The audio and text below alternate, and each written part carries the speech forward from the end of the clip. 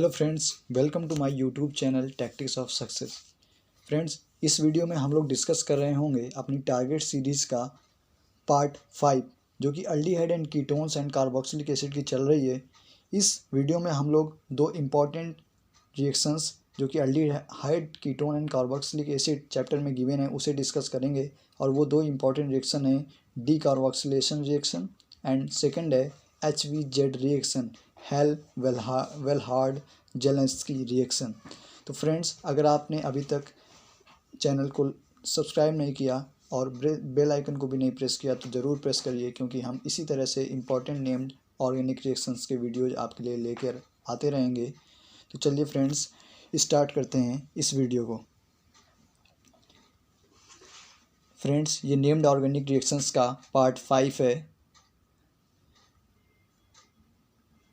और हमारी first reaction है डी कार्बोक्सिलेशन रिएक्शन। तो चलिए देखते हैं ये क्या होती है। मैं पेन चूज कर लेता हूँ। डी कार्बोक्सिलेशन रिएक्शन में क्या गिवन है, देखिए। Carboxylic acid lose carbon dioxide to form hydrocarbons.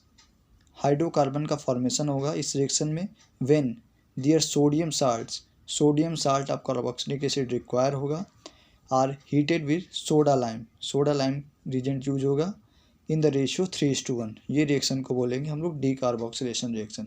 इसे हम लोग फर्स्ट स्लाइड में समझते हैं क्या है एक्चुअली में ये रिएक्शन पूरी। तो फ्रेंड्स, इसने बोला कि डी कार्बोक्सिलेशन रिएक्शन में हमें sodium salt of carboxylic acid चाहिए। तो हम लोग एक जनरल लेकर के करते हैं पहले से RC+O- ये हो गया sodium salt of carboxylic acid. और जब हम लोग इसे सोडा लाइम के साथ ट्रीट करेंगे, सोडा लाइम क्या है, NaOH और CaO का मिक्सचर, NaOH और CaO का मिक्सचर है सोडा लाइम। सॉरी, चलिए फिर से लिख लेते हैं इसे। तो हमने क्या लिखा था, इसमें हमें चाहिए sodium salt of carboxylic acid. तो हम लोग ले लेते हैं RC+O-Na+। ये हो गया sodium salt of carboxylic acid. और जब हम लोग इसे ट्रीट करेंगे सोडा लाइम से, सोडा लाइम क्या है, NaOH और CaO का मिक्सचर है सोडा लाइम, और हीट करेंगे तो हमें एक एल्केन का फॉर्मेशन हो जाएगा। ये है हमारी डी कार्बोक्सिलेशन रिएक्शन। तो होता क्या है, इस पर कुछ होगा ऐसा कि ये सोडियम Na2CO3 इसका बाई प्रोडक्ट क्या बन जाएगा, Na2CO3 इसका बाई प्रोडक्ट बन जाएगा। और R के साथ ये वाला जो H है ना, ये इसके साथ कंबाइन हो गया। ये R जो यहाँ पर लिखा हुआ है, ये H इसके साथ कंबाइन हो जाएगा और ये RH बन गया। ये हमारा एल्केन का फॉर्मेशन हो गया। और Na2CO3 हमारा बाई प्रोडक्ट हो गया इस रिएक्शन का। अब हम लोग इसे एक एग्जांपल्स के थ्रू समझते हैं। आप इसका स्क्रीनशॉट ले सकते हैं। हम लोग एक एग्जांपल ले लेते हैं CH3 C+O- ये हमारा एक sodium salt of carboxylic acid है और हम लोग इसको सोडा लाइम के साथ ट्रीट करेंगे। तो NaOH और CaO ये हमारा सोडा लाइम हो गया और इसे हम लोग हीट करना पड़ेगा। तो जब हीट किया तो इसका कुछ ना कुछ बाई प्रोडक्ट होगा। तो by product Na2CO3 by product हो गया यहाँ पर। और बनेगा क्या वो देख लेते हैं। तो Na2 और ये CO3, ये चीज़ जो है Na2CO3 ये निकल गया यहाँ से Na2CO3 और CH3 पर ये वाला H यहाँ पर जुड़ गया आके, ये बन गया CH3H। मीथेन का फॉर्मेशन हो गया, सॉरी मीथेन नहीं, इथेन का फॉर्मेशन हो गया, इथेन का फॉर्मेशन हो गया जो कि एक एल्केन है। यही है डी कार्बोक्सिलेशन रिएक्शन। एक और एग्जांपल से समझ लेते हैं।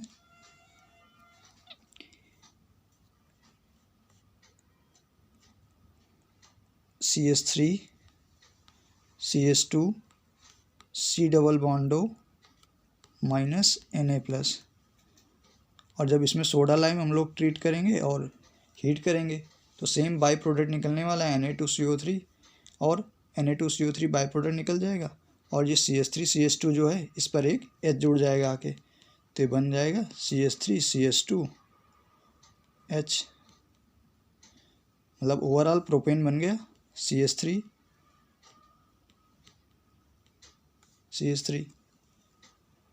ये बन गया यहाँ पर प्रोपेन नहीं, सॉरी गलती हो गई, मिस्टेक हो गई, ये प्रोपेन नहीं, ये इथेन बन गया, ये यहाँ पर बन गया इथेन का फॉर्मेशन हो गया। एक मिस्टेक और हो गई है, यहाँ पर जो ये हमने लिखा ना इथेन, ये एक्चुअली में इथेन नहीं, ये मीथेन है। ये जो है ना यहाँ पर ये मीथेन है, मैंने देखा नहीं, जल्दी मैंने लिख दिया वो, ये है एक्चुअली मीथेन, CH4 होगा ना, ये तो मीथेन है। मीथेन जो कि एक एल्केन होता है वो फॉर्म हो गया था और ये इथेन बन गया। यही है डीकार्बोक्सिलेशन रिएक्शन।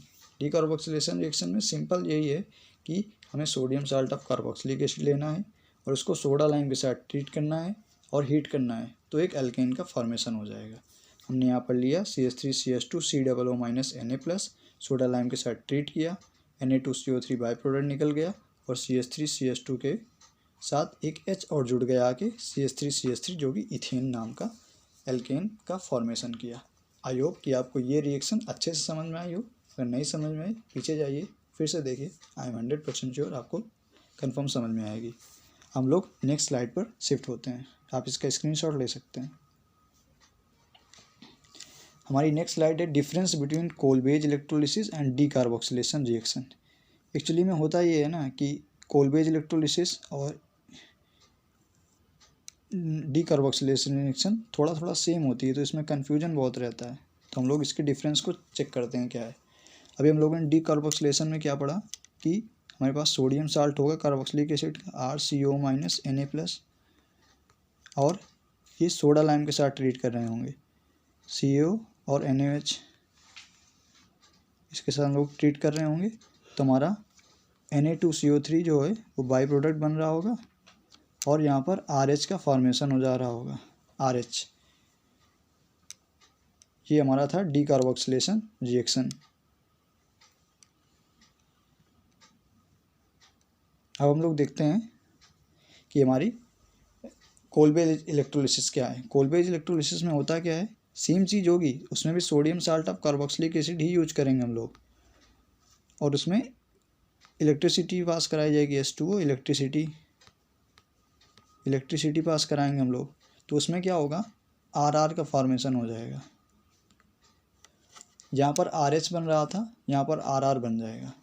तो जब भी कभी आपको हायर मेंबर ऑफ एल्केन बनाना हो तो वहाँ पर कोलबेज इलेक्ट्रोलिसिस यूज कर लेंगे हम लोग, कोलबेज इलेक्ट्रोलिसिस। अगर उतने ही मेंबर का एल्केन चाहिए तो फिर वहाँ पर डीकार्बोक्सिलेशन रिएक्शन यूज करेंगे हम लोग। मतलब मीन सेम है दोनों का, दोनों ही चीज़ में कोलबेज और डीकार्बोक्सिलेशन में sodium salt of carboxylic acid चाहिए होगा।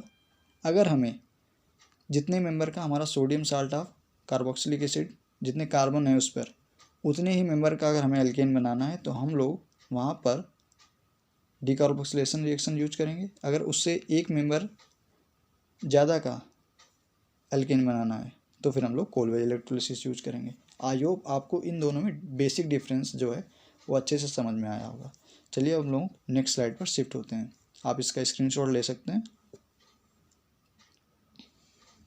हमारी नेक्स्ट रिएक्शन है हेल-वेल्हार्ड-जेलेंस्की रिएक्शन, HVZ रिएक्शन।